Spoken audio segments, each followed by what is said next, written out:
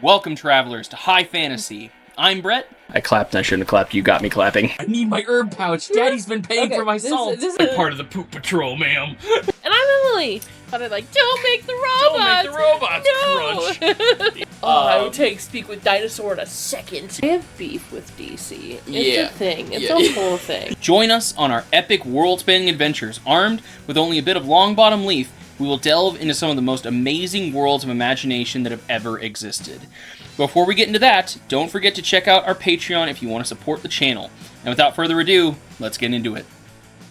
You can clap. You can. Yay! Hello to all of our merry travelers. Welcome back. This is High Fantasy right now.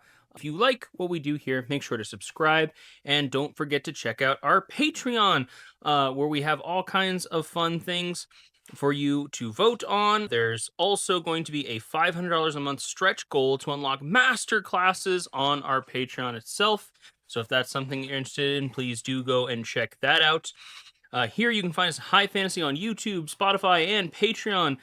Instagram, TikTok, Facebook, and YouTube as the Copper Spoon for tavern content and the latest updates on the up-and-coming Copper Spoon cookbook coming soon. Follow all socials for our latest updates and constantly keep yourself in the know, our fantastic travelers. Without further ado, let's get into the episode. Welcome back, everybody, to another episode of High Fantasy. I'm Brett. And I'm Emily. And if you hear nail guns, it's not our fault. People are putting up roofing all around our apartment, so if there are any ambient noises, that's probably what you're hearing of the... It's not a war zone, I promise. But, what a great segue. We're about to Dean Kamen our way into this episode with that. Speaking of Warzone, we're going to be talking about Warhammer. Welcome back, everybody, as we talk about the ruinous powers of chaos. Today, we're going to be discussing maybe the biggest threat to the Imperium in Warhammer 40k, the ruinous powers or the old gods' chaos. The chaos. And all of their minions and all that fun shit that might be coming about. Okay. So, first of all, what do you know about chaos? Demons? Mm-hmm. They live in the war. Yes. All right. Fantastic. Here we go.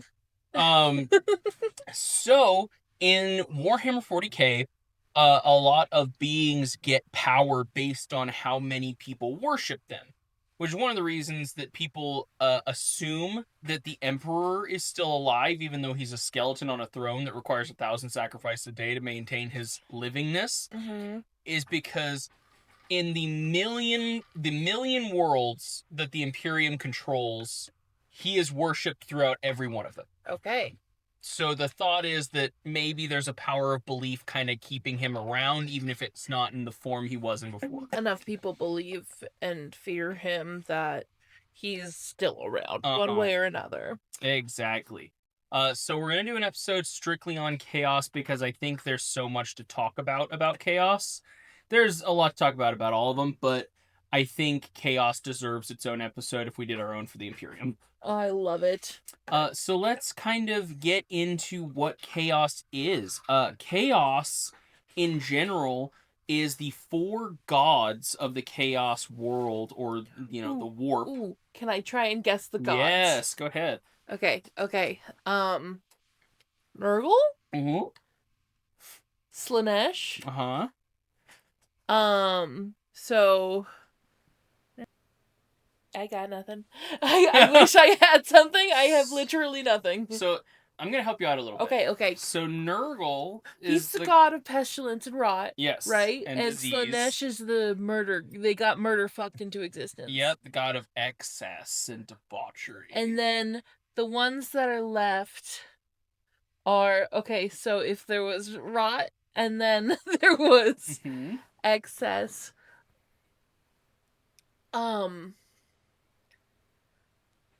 why am I having such a hard time? Huge thing. Are orcs one of the chaos? No. Are they chaos? No, they're not chaos. They're something else. I didn't think so. Orcs worship something called the Great Green, I think is what it's called now. Okay, and it's also not the... what are they called? Eldar or the Tau or anything like that, no. No, and it's not the alien Tyranids. That's what they're Not called. the Nids. Nids fucking hate chaos. Oh, I feel like I should know this.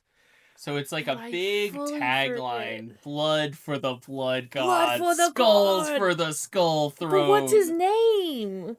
We're talking about our good boy Korn. Korn. Oh, I should have known that. Like the band or the cob. I should have known that. Korn on the cob. And then there's one more, right? God, I should have known fucking Korn. And then there's another one. I knew that. That makes me mad. Yes, Korn. his name is Zench. Okay. God of magic and secrets. I don't remember hearing a hint. Well, I was trying to get you there by being like, okay, you've already eliminated these ones, but the others are pretty, pretty big ones. I wouldn't have got Warhammer, the god of war, whatever, bloodthirst. Whatever. I did my best. 2 out of 4 is a grade. Not bad. Not bad. That's half. That's 50%. So with that, yes, we have Nurgle, we have Slenesh, we have Korn, and we have Zench. Now you can worship any of these gods in particular if you want to. Certain people worship different ones for different reasons, obviously.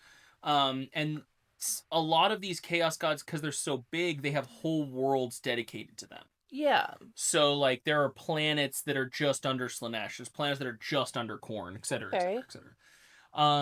Now, again, this is going to be an overview. We're not getting in depth about everything. And we're covering a lot of different, quote-unquote, factions here when we talk about the chaos, because each one of them have their own shit that is insane. So we're going to kind of go over what they do, why people worship them, and then we'll talk a little bit about their units and kind of what they do as well. Okay, I love it.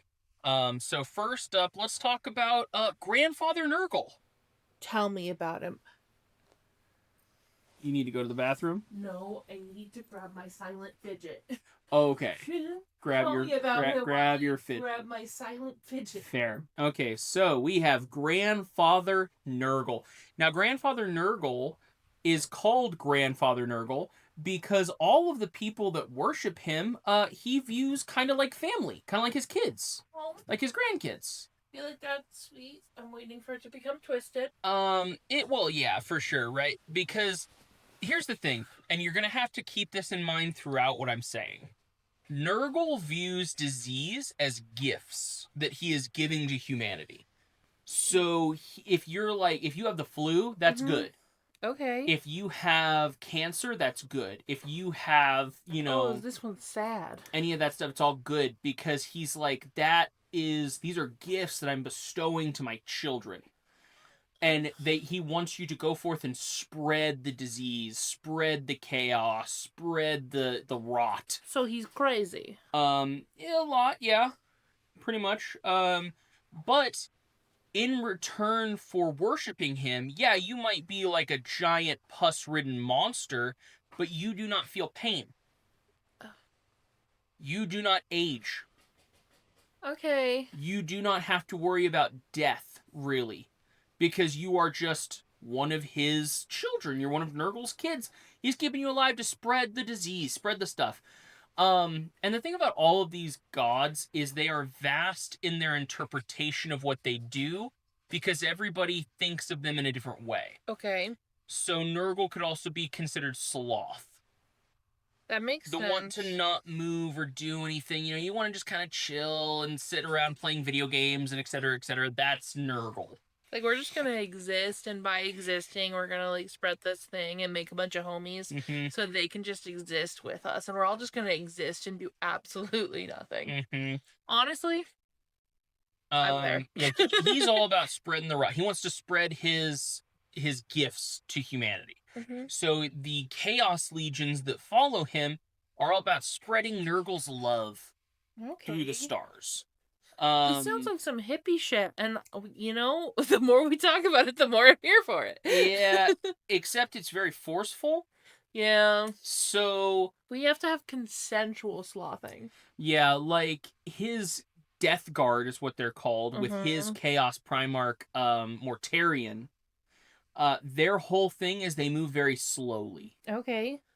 And there's just a field around them of nasty green pestilence that infects everyone. So again, imagine trying to fight off the Death Guard, who are super soldiers because they're in power armor.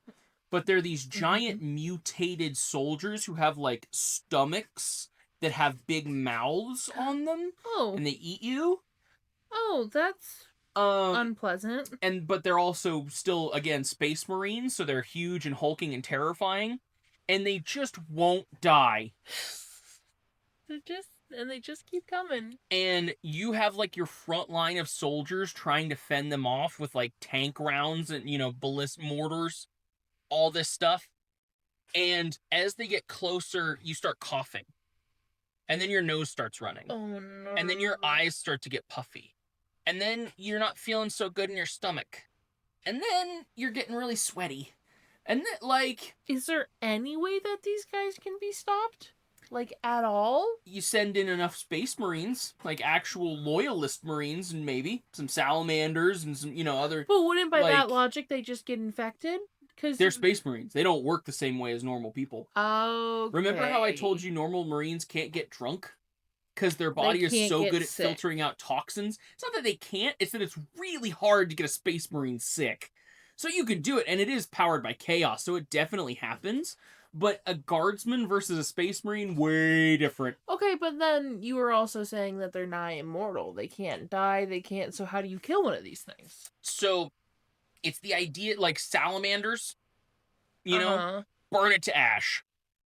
Okay, that makes sense. That'll do it. Burn this entire planet. Yeah, Exterminatus is 100% something that the Imperium will do if they think it's getting taken over by... If we can't have it, no one will. Yeah. Yeah, 100%. Oof. Yeah, oof. It's rough. It's rough. But basically, that is Nurgle. His Death Guard, he has walking plague zombies. Okay. Where he will infect, like, the normal civilians of a world that they're conquering. Yeah. And they'll just walk around like these giant pus-filled, gas-filled zombies. And when you do manage to kill one, it kind of explodes and more of that gas just goes everywhere and starts infecting everybody with his new plagues. Are any of these people, like, are any of the Nurglings sentient, I guess? Yeah. Like, or all... Okay, or, like, so, like, if you were a human and you got infected by this disease, would you still have free will? Would you still have sentience? But you'd just be like, I'm fine existing now, Oh, so there's also the Death Circus. Okay. That exists kind of on a Nurgle planet. Uh-huh. Where they're just chilling. They're, like, partying. They're having a good time. They're, like, swimming around in jacuzzis full of rot and just disgusting grossness. Like, they're performing at the carnival. They're having themselves a good time. So just normal people stay normal people, but they're just now disease-ridden, basically. Yeah, so, again, like, your body's all fucked up and you're all messed up. But, like... And sometimes you'll turn into, like, a Nurgling. And I'm talking about, like, the mentality, where it's like, you and I are sitting here having a conversation. Yeah, they'll talk. Okay. That's what I was asking. Yeah, not, like, it's not the same. I'm not gonna say that, like... But it's a lot of like, woohoo, this is so fun, we love this. And some of them are just kind of crazy. A lot of them are just crazy. I am really trying to find a downside to this. Nurgle is probably the most chill. Body. Like, I don't know, chilling as a swamp being doesn't sound terrible. Yeah, if it's gonna happen, it might be Nurgle, right? Right, like, if you have to choose a chaos faction, maybe we choose Nurgle. Yeah. And there's just a dude that was so good at his job and quote-unquote good at his job, he worked on starships. That was all he did, but think of him as, like, one of the faceless millions of people that work on these starships. Yeah. And he was down in, like, the hull of this starship, just kind of, like, looking at a bunch of monitors. And you know what he liked to do? He liked to be the lazy security guard who sits there with his bag of Cheetos and a magazine, and he looks at the monitors and doesn't do anything. That's what he likes to do. Yeah. Nurgle loved this guy. Oh, yeah. And he became, I think it's like the Wanderer is what he finally... Because he started worshipping chaos, essentially. Where Nurgle was like, hey, man... I love what you're doing. This is fantastic. Work. So, like, if you follow me, how would you never like to die? Look, you praise somebody for their achievements? Mm-hmm. Yeah. That sounds great. He's like, I love, and the guy's like, I get to just keep sitting around and doing nothing. He's like, yeah, that's exactly what I want you to do. He's like, okay, sweet, yeah. And he's like, the only thing is, you're gonna have to like go from different battleship to battleship occasionally. That's about it. And the guy's like, awesome. This guy became Typhoid Mary. So any ship he was on eventually he would spread disease just by being on that ship. And so you have this little dude just sitting at a starport with a bunch of monitors. He doesn't even look weird. He looks like a normal human. Nobody thought that nobody caught on to the fact. He gets commended by the Imperium. For making it out? For making it out.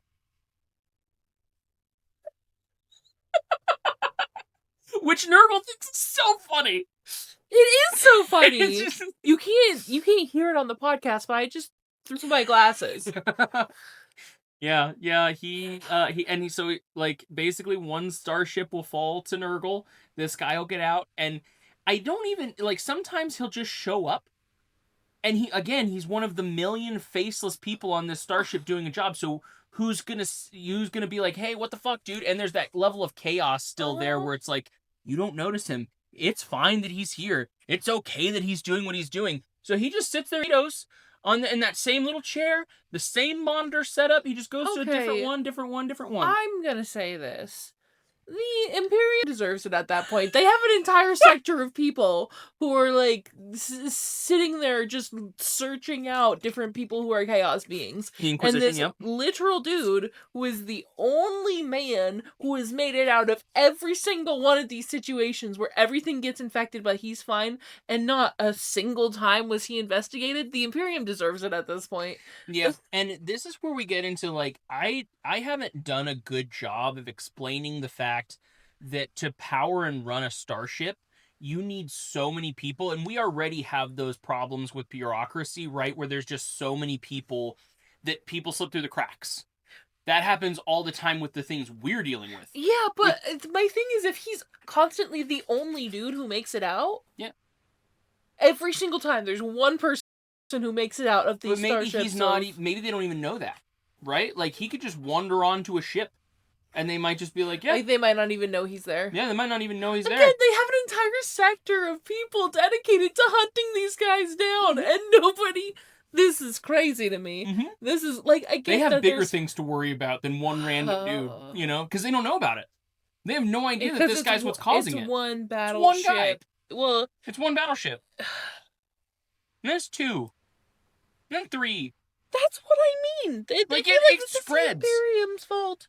But also keep in mind, they have to deal with the fact that the Zerg are coming. Not the Zerg, but they're the Tyranids. Like, the Tyranids are coming. The Tau are coming.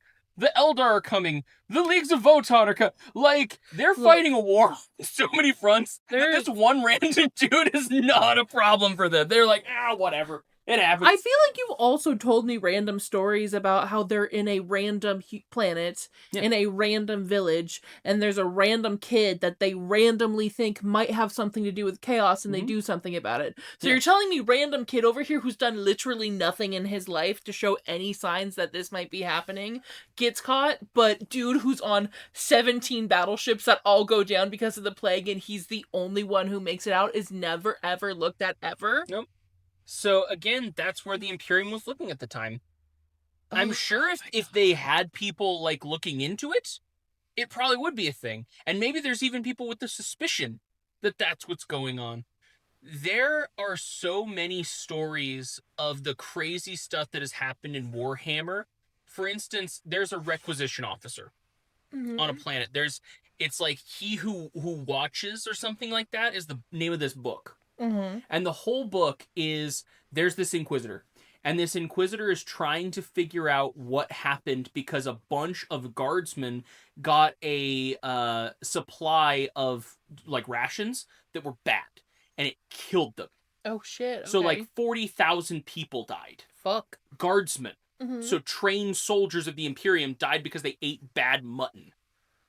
sucks, right? Yeah. He was sent to find out what happened. So he's talking to the requisition officer. The requisition officer's this really nice woman. She's been doing this job forever and a day. Like, she's been there for like 20 years. And he keeps seeing this person in the rain. That's the whole like story here, is he sees this person in the rain as he's doing this, because on this planet it rains like 24/7. Okay. And so it's kind of this mystery story of like, okay, but if it wasn't her, who was it? Maybe it was just an error, etc., etc. Yeah. No, it was her. She's been doing this for years. This is the one they caught. This is the one they found. So her death toll was in the millions. Jesus Christ. One person with the ability to requisition stuff is in the wrong place in the Imperium, and that's what happens. So they're gonna catch this guy if they're there at the right time, basically. If they're there at the right time. But she'd been doing this for a long time, and that was without really even the benefit of chaos. She did it because she hates the Imperium. But she wasn't even a worshiper of chaos. I hate all of you. And so she wanted to kill as many people as she could, and she accomplished that.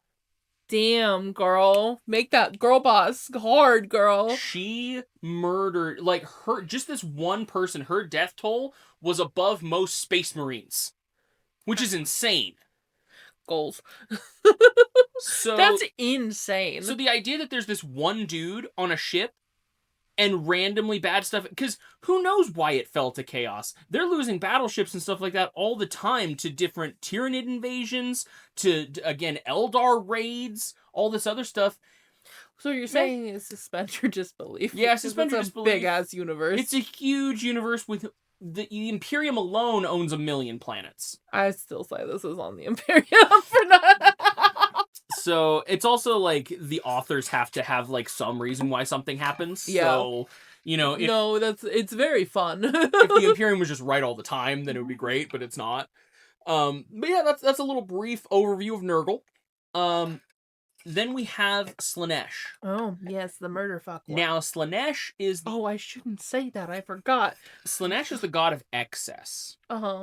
So, here's where we get fun. Okay. A lot of the Chaos gods generally have some kind of distinction. So, like, Korn is considered a guy most of the time. That's the depiction. Slenesh is above that. Slenesh is whatever you think is the sexiest thing Slenesh could be. Oh, that's hot. So maybe you're into guys, maybe you're into girls, maybe you're into both. Maybe you know, like a chick with a dick. It's whatever you want. That's the whole point about Slenesh, is they are your fantasy made manifest.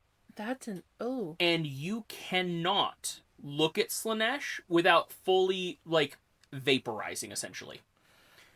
They are so beautiful, and they are so beyond mortal comprehension that to gaze upon this chaos god is to gaze at beauty. And it just... Which is why no one's ever fought Slenesh. There's not even a single person who has made it to Slenesh's chambers and come back to tell anybody about it. Huh. And they have sent crusades. Oh. It didn't work. Interesting. I'm trying to picture that room. So a bunch of crusaders, and then this anomaly who can turn into whatever they're... Most of them don't make it there. Oh, don't even make it there? Nope, because Slenesh's domain is the 7 layers of pleasure. Okay, tell me more. So, like, anything that you can think of as a worldly pleasure is in Slenesh's realm. The problem is there's always the catch. Right? So, in one of the areas, it's just food of every kind, and it smells delicious, it looks incredible, it is everything you want it to be, and you're so hungry. And it's just right there at the peak temperature, at the peak cook. Like, juice is flowing. It looks incredible.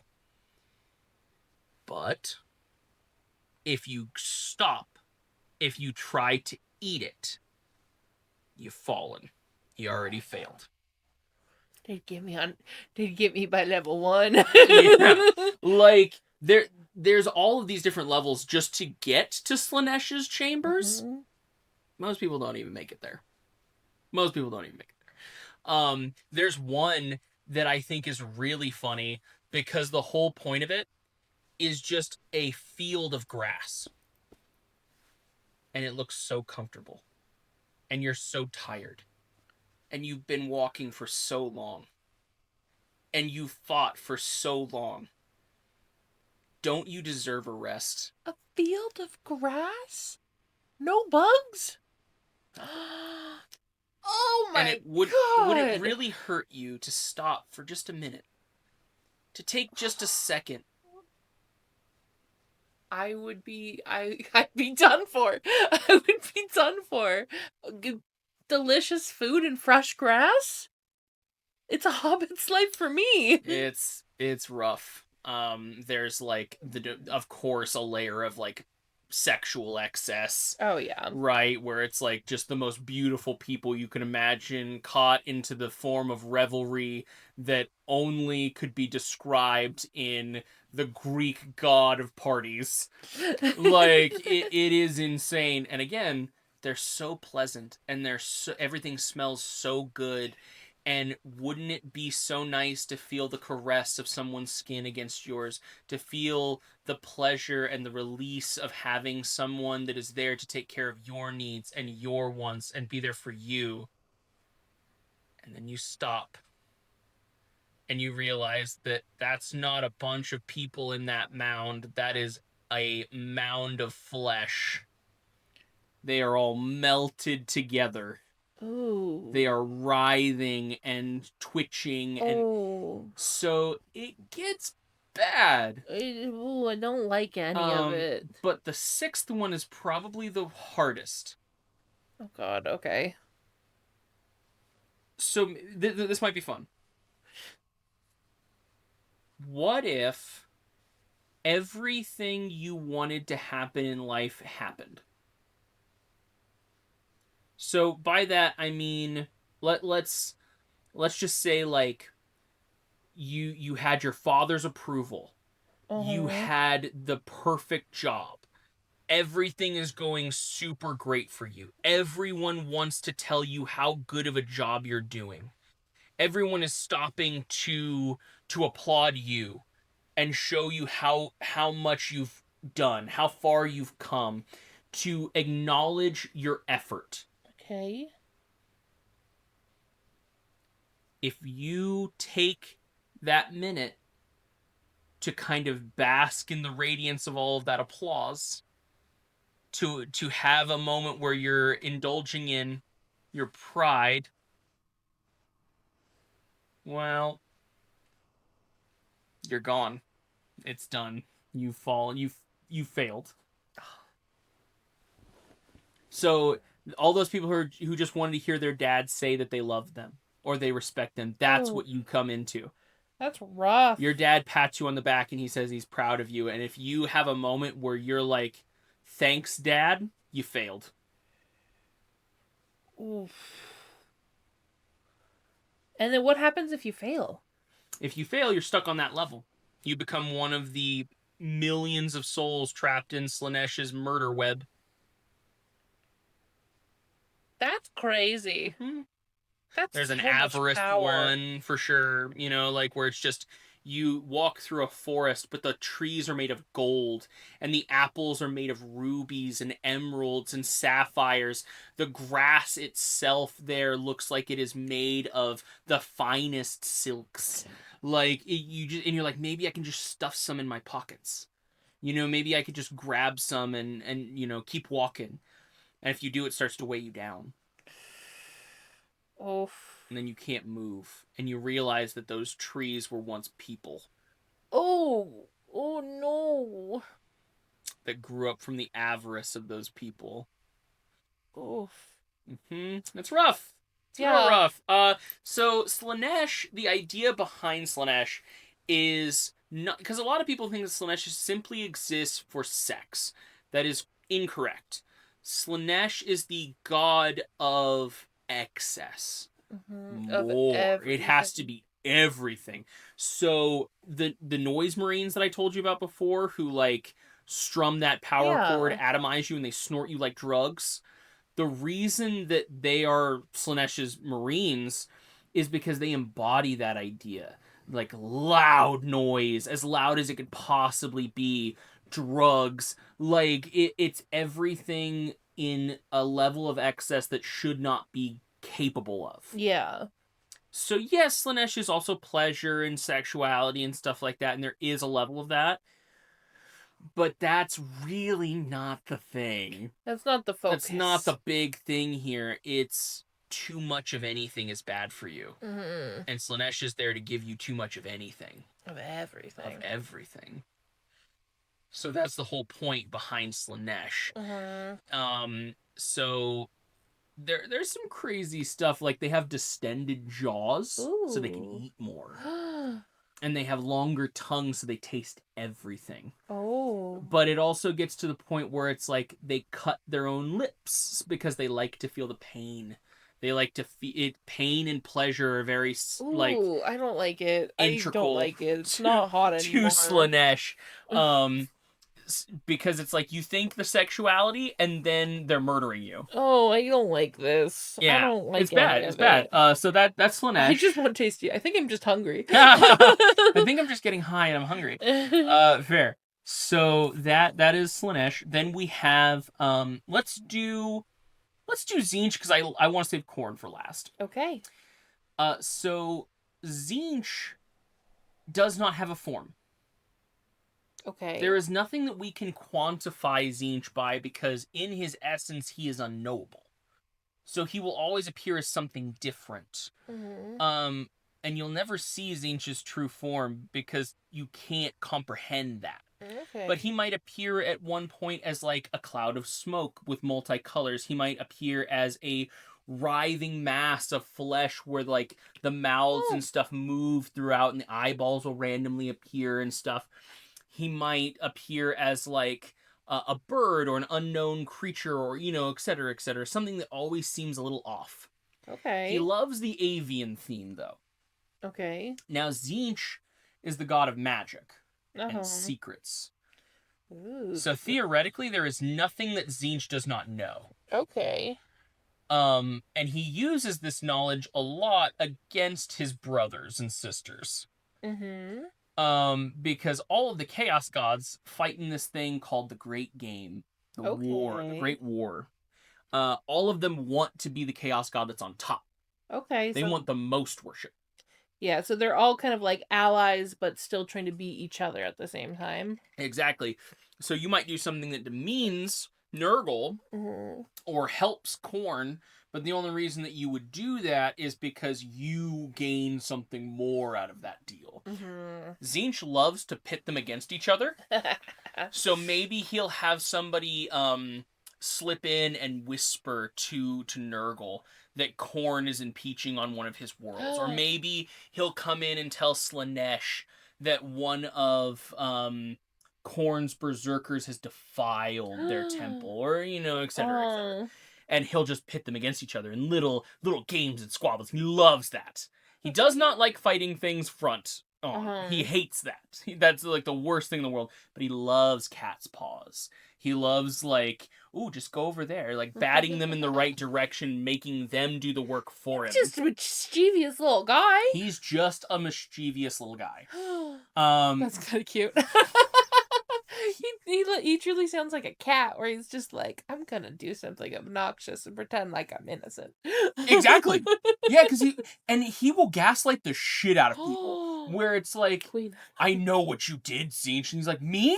How could I have done this? To accomplish it, I couldn't have done this. I wasn't even in the area at the time. Like, me? What do you mean? No, it wasn't me. It couldn't have been me. So he's great at also the misdirection of like, I couldn't have done that. I don't know what you're talking about. And I think one of the funniest things to me is one of his champions. It's called the Changeling. Okay. Now in the tabletop, this is so fun because the Changeling is like Ditto. Okay. It can turn into anything. Okay. Anyone. Oh, I love it. Now, in the actual Warhammer lore, the changeling is such a little shit. Because here's some of the things that the changeling has supposedly done. Okay. Snuck into Slenesh's pleasure palace and cut off Slenesh's hair. Oh. While Slenesh slept. So they got all the way through Mm-hmm. Okay. Mm-hmm. Because if anybody's gonna know a way through it, it's gonna be Zench, right? Like, why not? Why not? Supposedly he got all the way to Korn's skull throne and stole his favorite skull.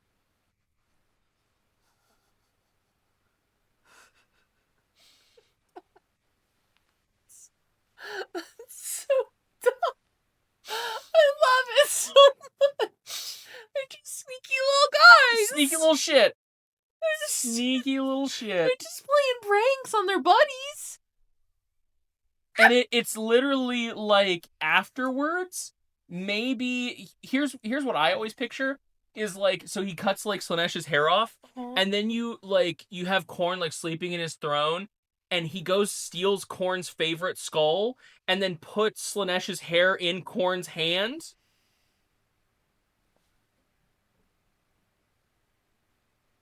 The best. They're just sneaky little guys, and I really appreciate that. Mm-hmm.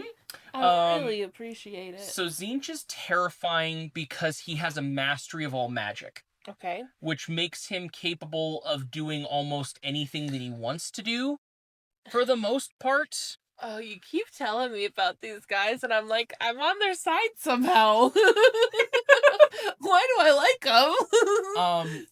We'll get into why it's maybe not the best thing to worship chaos later. We all know it's bad to worship chaos, but doesn't it sound like a little bit of fun? Oh, for sure.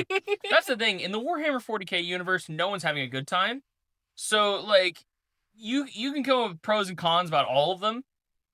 So, there's a level of, like, maybe that's hey. Look, I've heard a lot of cons about the Imperium, but Yeah. I've heard a lot of pros about chaos. But yeah, so he also has a place called the Black Library. Okay. Which holds all knowledge. Every last little bit. The problem is, things lurk in those library bookshelves. I wonder why. Because it is all forbidden knowledge. Books on, like, spell tomes. All of the wizards of the Warhammer wizards, quote-unquote, psychers, want to go to the Black Library to gain power and knowledge, but you might find yourself lost forever in its ever-twisting bookcases or the labyrinth of this Black Library. Right, because that would just have to be infinite. It is. It's unknowable. Mm-hmm. How do you find your way out of the infinite? Your Zench. With a really long... With a really long rope tied around your waist. So Zench is supposedly the only person who knows how to actively navigate the Black Library. Now, that being said, there are people who have come back from the Black Library. Okay, and that makes sense, because it's like, if you're able... It would be hard to turn yourself around, but it feels like it's not impossible to turn yourself around, but it depends on how far you're willing to go. Yep. It's also like he loves to lure people in to the Black Library with the answer to a question that they have that they might really need. So it's like, how do I stop my planet from being invaded by these nids? Well, I've got the answer for you. We know everything here. Yep. Come to my shop. The problem is, Zench's area in the warp is the most like the Feywild. So it's constantly changing? You could go in, and you could come out 30 years later. So it might not matter once you have your answer. Exactly. Ooh. He loves doing shit like that. Again, because he loves to dangle exactly what you need right in front of you, and then make it not matter once he gives it to you. Oh, I love him. It's very, like you said, it's very Feywild-esque. It's very whimsical. It's very cutesy. I'm like, he's like, I gave you exactly what I said I would. He sounds just like a sneaky little guy wizard. He is mostly the Fae. Yes, he is very much like an arch-Fae. That's fun. That's very fun and this gets the whimsical moment of the night. Now a little story just to kind of give you an aspect of why zench is so crazy.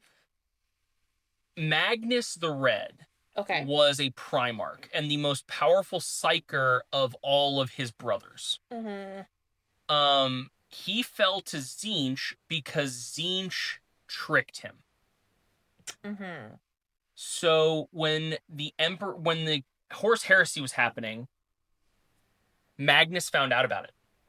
He received a vision of what was going to happen. All of his brothers fighting to the death on the steps of the Imperial Palace. His father on the Golden Throne as a skeleton. All of this stuff. He received a vision of this. He knew he needed to talk to his father. But his father was too far away. On a different planet, essentially, at that point. So he used his psyker powers that his father told him not to, the Emperor told him not to bust through the psychic barrier that the Emperor had erected around Terra to keep out demons. Oh, no. To tell him what was happening. Well, this made it so the demons could get through. You busted through the barrier, bro. He didn't realize that it was a barrier. Because the Emperor didn't tell him what it was. Well, maybe we should be more communicative, Emperor. to our kids, yeah. Okay, if you're not keeping your little secrets over here, then we can't make mistakes. Yeah, the constant thing is Magnus did nothing wrong. That's the joke here for like the whole people is he did nothing wrong because he didn't know what was going on. And if the Emperor had told him more, had let them know, maybe that wouldn't have happened. Yeah, didn't just say, trust me, don't do this. Generally, the Imperium does not know about chaos. Like, they don't know about demons. At all. At all. Does the Emperor? Yep. Because the more people that worship chaos, the stronger they are. Yeah, but this is one of his Primarchs, right? Yeah, so he should have trusted them. I was going to say, not even the Primarchs are letting Most of the Primarchs had no idea about it at all either. So this is why things went so crazy. And a lot of people like to say it's like, well, you know, he's the Emperor, like he could see the future, he could do the stuff. Maybe there was a reason why he couldn't tell them, etc., etc. There's always the caveat of maybe there was, maybe there wasn't, no one will know. But with the story thus far, Magnus breaks through and basically dooms the Emperor. Because everything Zench was the one who gave him that vision. Zench knew what he would do if he had that information. He knew he would try and contact the Emperor, and he knew Magnus was strong enough to break through the barrier. And so he's like, you're going to break this for me. Now the problem is, after the Horus Heresy, Magnus was considered a traitor. Because of what he did. So the guard dogs of the Emperor, good old space wolves, are sent to deal with the traitor. Okay. And they show up on the planet, and they just start bodying Thousand Suns. And not Zench, but what Magnus is like, these are my dudes. Yeah, so Magnus feels so bad about what he did, even though he didn't realize what was going on, he doesn't fight back. Ooh, rough. And eventually all of his guys are getting slaughtered. And they're like, please, like, you have to do something. Like, we're still your dudes. So he basically loads them all up into a pyramid. And teleports them into the warp. Fun. With the space wolfies with them, or no. just the the thousands of the rest of his legion that is still alive? He teleports them away, and they become an official traitor legion. Damn. Not before breaking Liam and Russ's back, though. Who's Liam and Russ? Liam and Russ is the leader of the Space Wolves. Okay. I believe he gives him the Batman treatment where he just over the knee, bam, breaks his back. That's rough. And Liam and Russ's wolf guard have to save him. He starts worshipping Zench then? Yep. because he has very little choice other than that. So does Zench basically come to the planet and be like, "Hey, you're gonna worship me now"? No, like he's in the warp, and because he's the one who gives him the information how to teleport the pyramid. He's like, I'll save you. Sure. I'll give you a hand. You just gotta be my bitch. He's like, well, I have no other choice. Yeah. Like, my brothers all think that I'm a traitor. The Imperium doesn't want me around anymore. They all want to kill me. And so it's either die or be traitors. Mm-hmm. All right, yes. So Magnus ends up falling there, and that's Zench's biggest triumph. I mean, fair. Mm-hmm. He loves to lead people into it, where it's like, oh yeah, I'm giving you all the information that you need. No.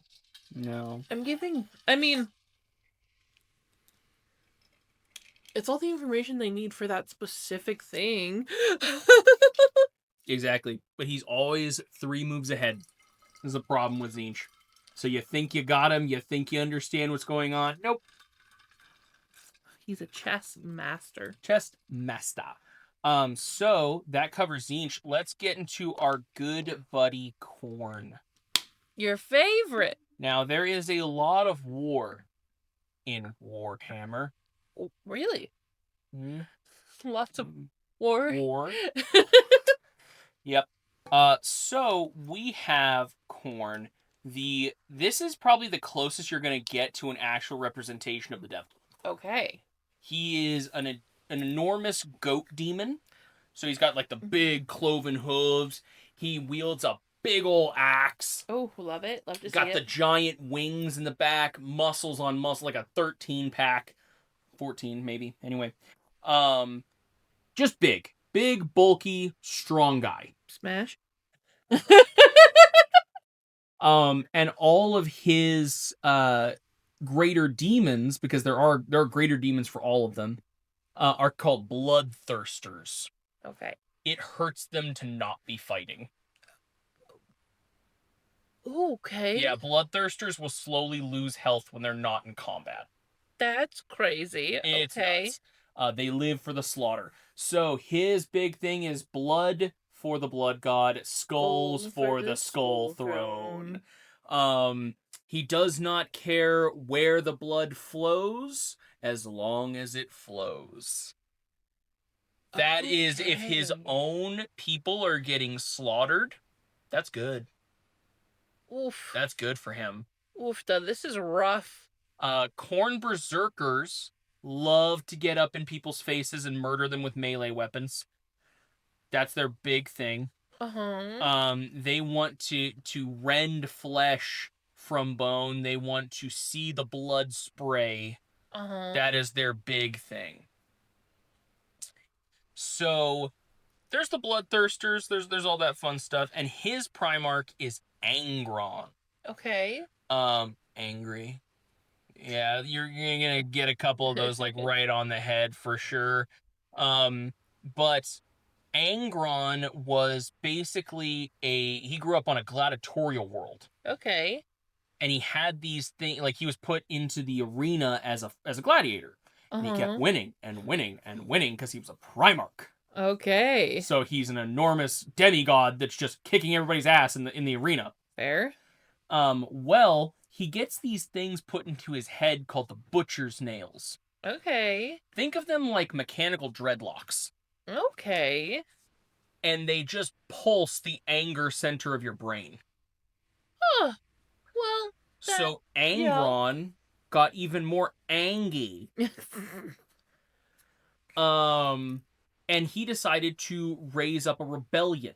Okay. Of the slaves versus the people who were putting them in the pit. Oh, lovely. And he kicked everyone's ass. Fuck, okay. This civil rebellion was just cracking down on these elites. Problem is, they didn't really have weapons. Other than, like, what they were given in the arena. Right. And this is, like, when I say, like, gladiatorial, think ancient Rome, but everybody else is in, like, crazy future technology. Okay. So the people in the arena are given like swords and shields and shit. Yeah. But the guys outside of that have like laser guns. That's insane. So he's still with his gladiators and their war dogs because there were dogs that were kept and bred in the arena to literally like dog fights. Yeah. Were doing a pretty decent job because at the end of the day, he is a Primarch still. Yeah, like this guy's still buff. The Emperor found him. Oh. And he teleported him up onto his ship when they had all gotten, like, cornered. So they were about to die. Shit, and the Emperor's like, I got you, boy. And so he teleports him up onto his ship. Angron proceeds to kill everyone in the room except for the Emperor. Yeah. And he's like, why did you do this? Why have you done this? Those were my men. Those were my people. And the Emperor's like, I had to save you. You are my son. And he's like, you could have saved them. He's like, nah, they don't really matter to me, is the thing. Oh, no. So, Angron ends up getting kind of forced to serve the Emperor. Oof. And he's not happy about it. I think one of the craziest quotes for Angron is, you have not saved a son, you have saved a dog. Ooh. And so his legion were called the War Dogs. Angron knows what's up. He's angry. Because he watched all of his people die. And then just in time for him to be teleported up. What? So he gets teleported up, and he's not allowed to fight with his men. He's not allowed to have his last stand. He is robbed of that. Right, and like he says, it's like you could have saved everybody. Yep, you could have. But you just decided not to. Angron is given a legion, and this is kind of sad and crazy. His sons want to be like him. They want to be like Angron. He hates them. He hates them so much. Because the Emperor gave it. Because the Emperor gave them to him, and these are not his men. And so it's very common, even before the fall, he would just beat his men to death. Oh, that's so sad. He's so broken. Oh. But again, they're like, Dad, we want you to love us. So they find out about the butcher's nails that he has. And they put them in themselves. To make Daddy proud of them. To make them, more like him. I don't like this. And he hates this so much. I do too. And again, he just beats like another couple of them to death. Oh, because he's like, why would you think I wanted this? Like, why would you think this would be good for me? So afterwards, after like the Chaos Uprising, when Horus comes to Angron, is like, hey, we're about to go up Dad, want to come along? He was like, oh my god. He was so ready for it. He's like, yes. He was so ready for it. Let's go beat the shit out of Daddy. Let's go beat the shit out of Dad. He was so ready for it. That's so funny. And he ends up becoming a demon Primarch, and he takes on a lot of the qualities of Korn, where he gets, like, bigger and red. Because he's just mad. And wings. He's just a mad boy. He's mad. He's angry. Angron is angry. He is very, very angry. Oh my god. Now a couple other people that are very interesting in Korn's Legion are Korn Berserkers, right? So their whole thing is they run up with like the full set of power armor like a normal Space Marine. Yeah. Except they do not use guns. Because guns are for pansies. Okay? If you're not feeling the flesh carved from the bone of your enemies, you're a wuss. If you use guns, you're a wimp. Does he start liking them better once the heresy happens? Or does he still just kind of like, ugh, you're annoying me? That. Still ugh. Ugh. Big ugh move. So, there's also, the 8-bound. Okay. These guys are some of Korn's biggest champions. Okay. 8 guys. Uh-huh. Here's what happens. They by themselves kill the entire population of a planet. Cool. And after they're done, if they did a good job and they did it fast enough, they will kind of disappear in the blood. Oh. And reappear in a new emerging pool of blood on a new world to do it again. It's like when you're like in a dungeon in a video game. Yeah. And you defeat a boss, and then They're you have to go through the portal to get to the next level to go through and then beat the next boss. Yep. And again, they're basically super-sized versions of Korn Berserkers. So if you have to use a gun, you're a freaking pansy. They slaughter an entire population of a planet with melee weapons and then go to the next one. That's insane. So that's Korn. Blood for the blood god. Skulls for the skull throne. Yes. So that covers all of the chaos gods, but let's talk about something a little bit more interesting, shall we? Oh, okay. Let's talk about Chaos Undivided. What is that? Now, you can worship any of the chaos gods as you see fit. Uh-huh. But there's this one guy. His name's Abaddon. And he's like, the chaos gods are pretty cringe, bro. Okay. He's like, without us, the chaos gods are kind of just wusses. Okay. So we don't need them, they need us. Oh. Okay. And they need to be reminded of their place. Oh, okay. This sounds all bad. Sounds like a bad idea. Yeah. A lot of the people that follow this guy don't really work out well. Because Abaddon literally has all of the chaos gods at his feet. They are all vying for him to become their champion. So he has gifts from all of the chaos gods. Oh. What does that mean? That means that he's got the durability of Nurgle. He's got the power and bloodthirst of Korn. He's got the charm and charisma of Slenesh. And he's got the tactical knowledge and, magical power of Zench.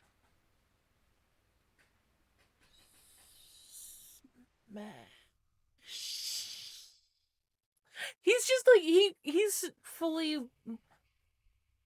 he's the fully guy. Statted out. He maxed out every single stat there is. He did. Abaddon is literally Chaos's golden boy. So Chaos has done these things called Black Crusades in the past, where they launch attacks against Cadia, which is the Imperial Guard planet that stops the Eye of Terror, which is a giant rip in space where demons can come out. Oh. And they have a whole planet dedicated to fighting that. Cool. And it's called Cadia. He was like, put this over here. Game on.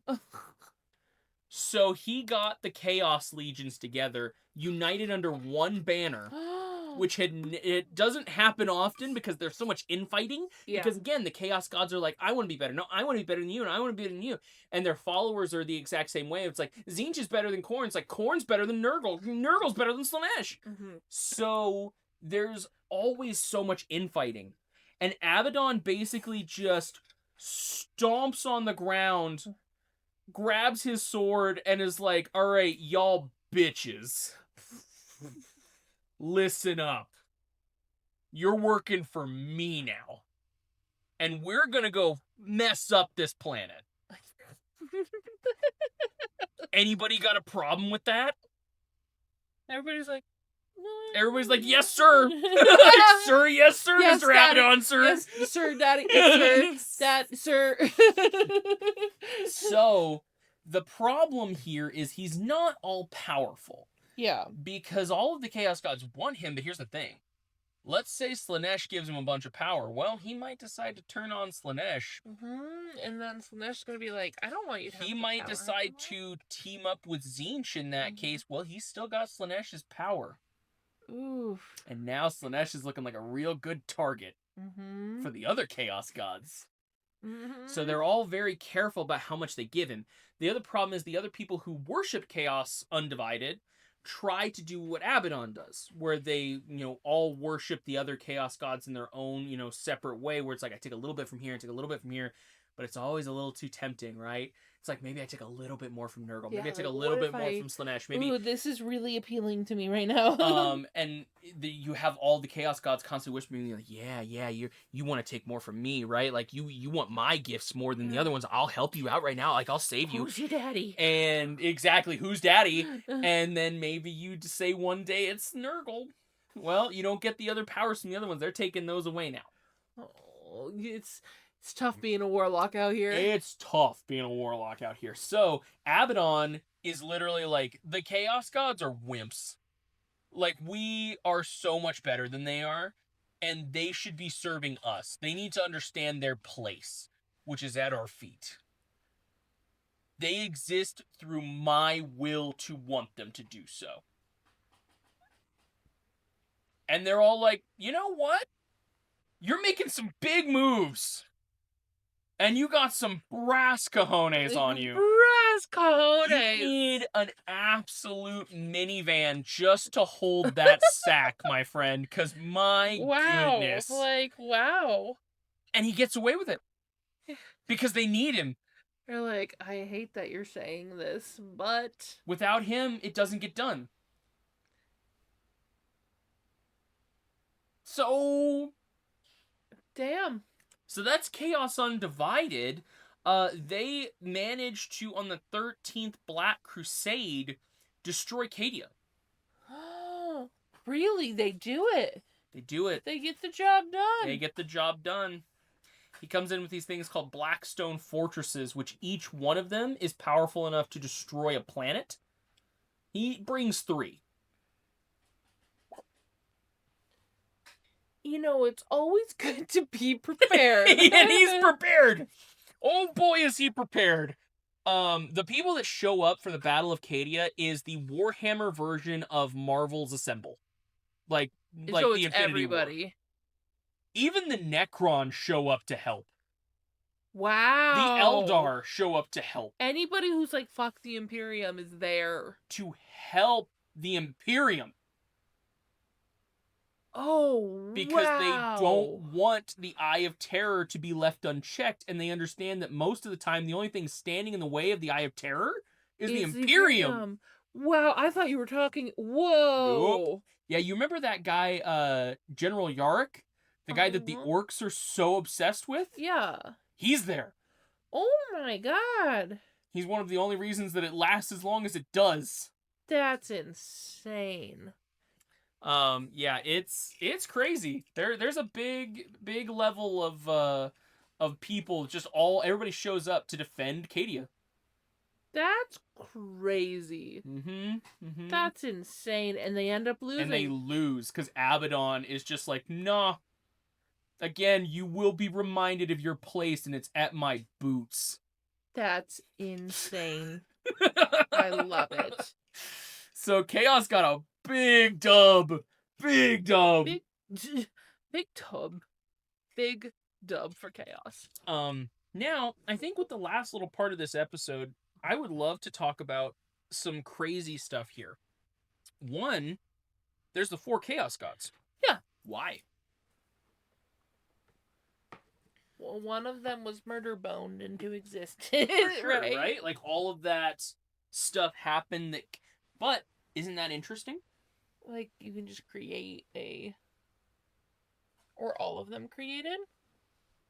What a great question. Do we not know? No one knows how Nurgle came into existence. No one knows how Korn came into existence, as far as I understand. But here's the crazy thing. There's this dude out there. Okay. He's like, the rest of these Chaos Gods are a bunch of bitches.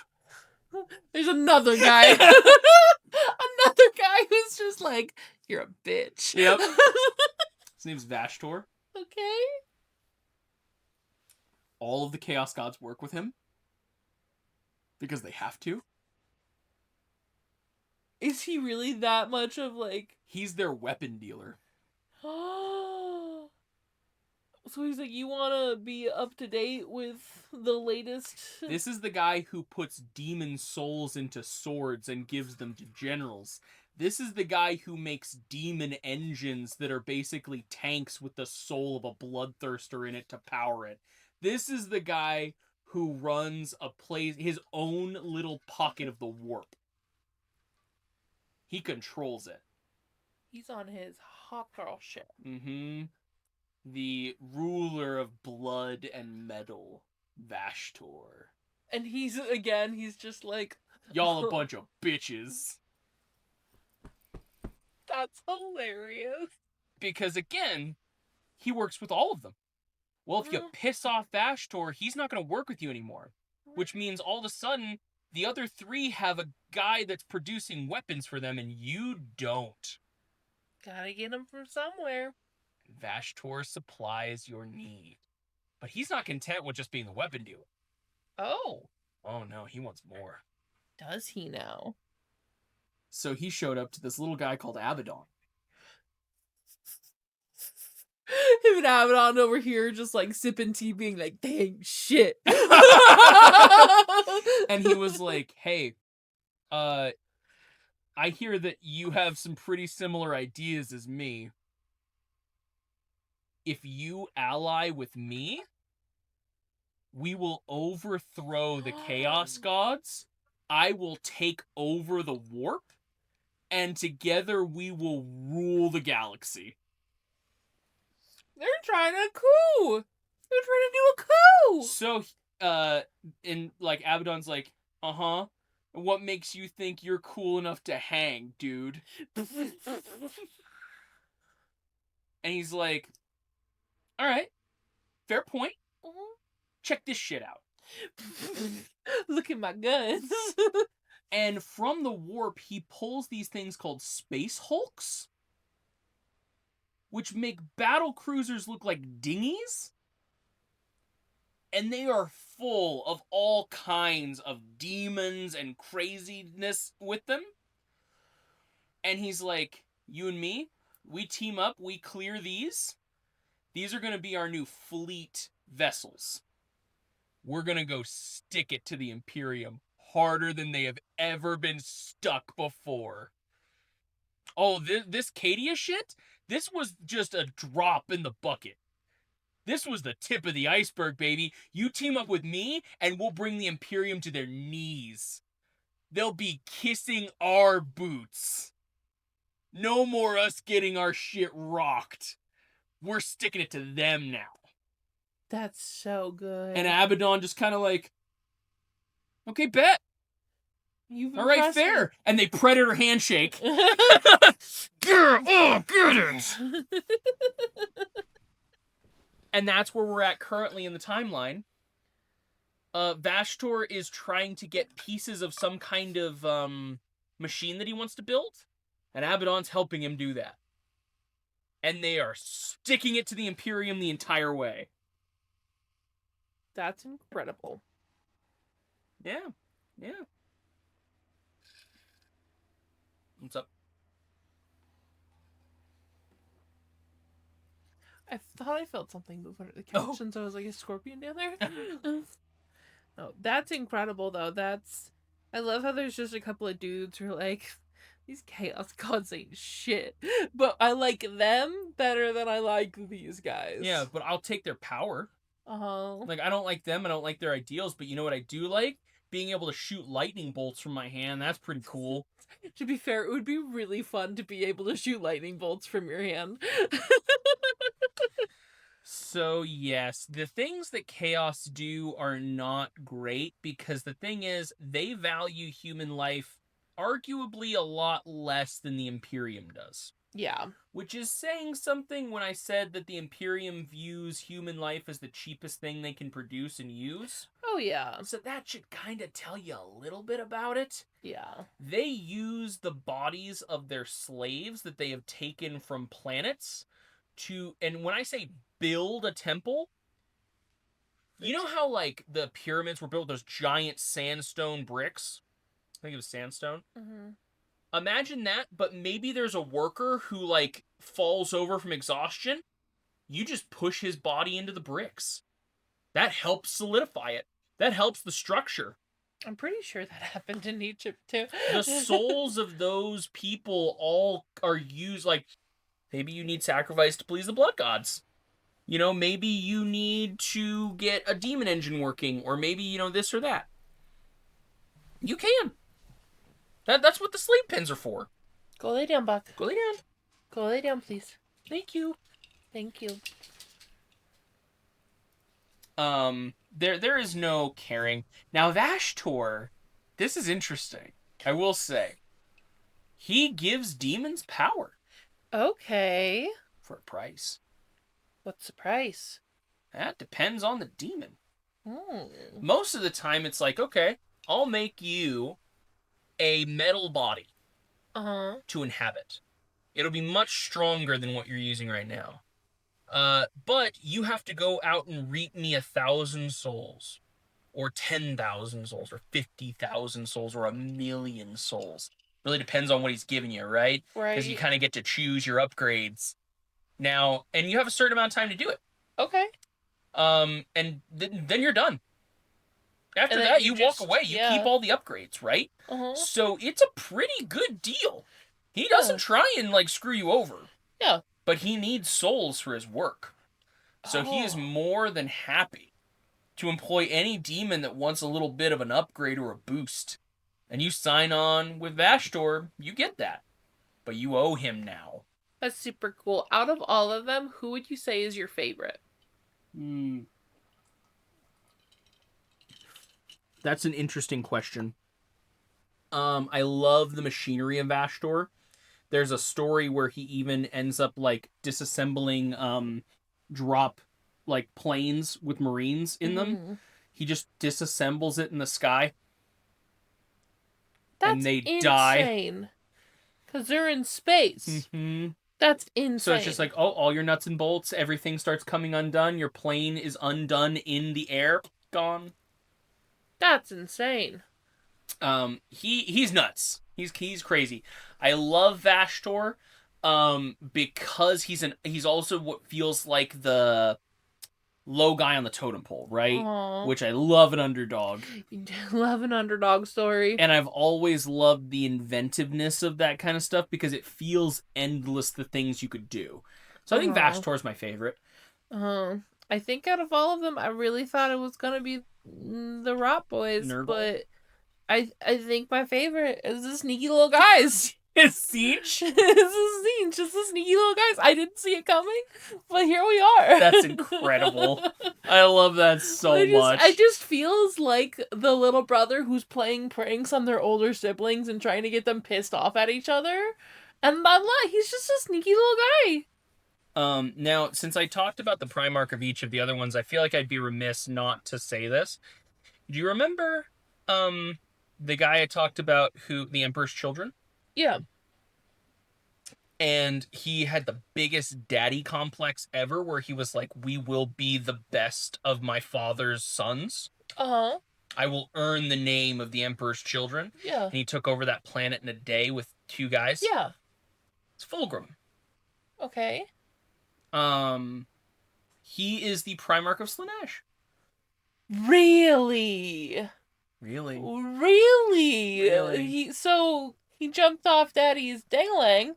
And he moved over to somebody new. What happened there? Was he one of the Crusades who was sent, but just never... No. So, Slenesh managed to get to, because Fulgrim, remember, he was obsessed with perfection. That in and of itself is excess. Because it had to be perfect.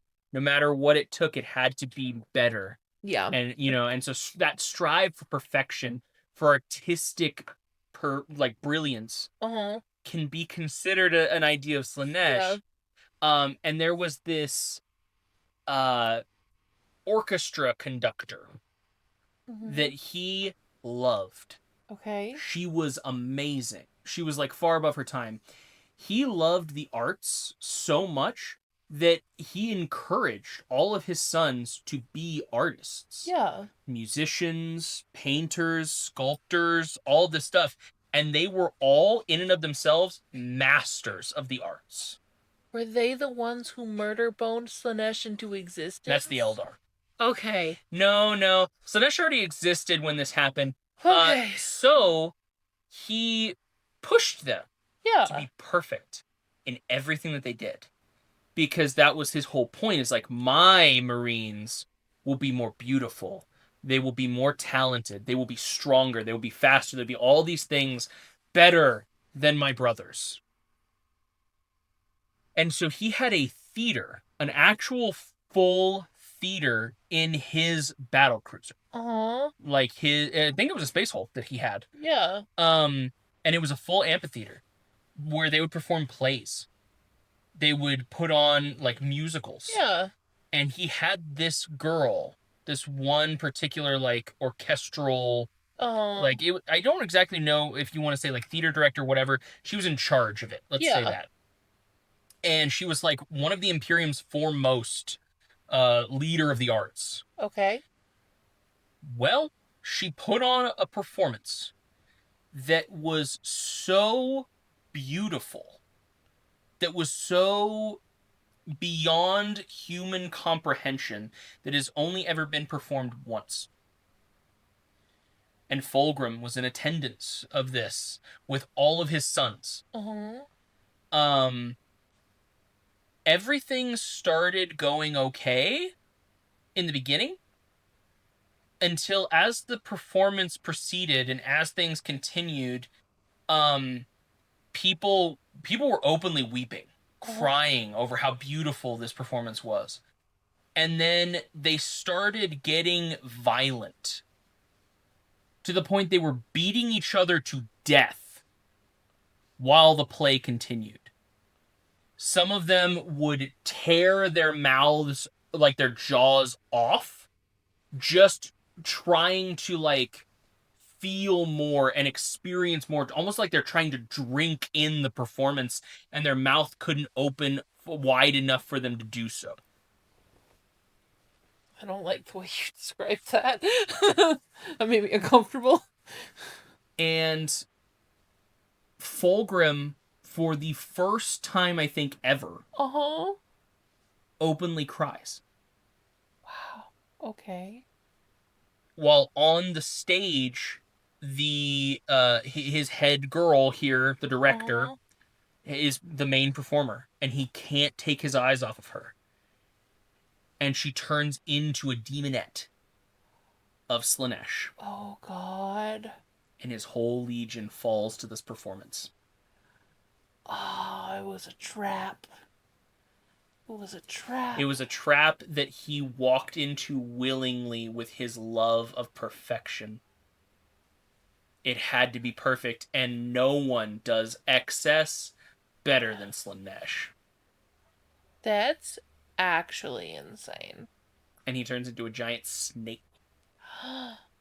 He's still got like the human torso for the most part, but he is serpentine. Wow. Who would have thunk? So yes, that is chaos. You know what? This will be fun. Do you want to do orcs or do you want to do Eldar? You've already talked a bit about orcs before, so I feel like I know, because we did that in the first episode, so let's do Eldar more. Because I feel like Eldar. I remember orcs more. Okay, yes, the Eldar, which, just for fun... Murder-boned, because... Murder-boned Slenesh into existence. They murder-boned. They murder-boned. We're gonna have to mark this episode as 18+. Yeah, we'll have to, like, click. I'll do the editing, but we'll get it done. But yes, with that, thank you all so much for watching, and we'll see you again in the next one. And until then, goodbye, merry travelers!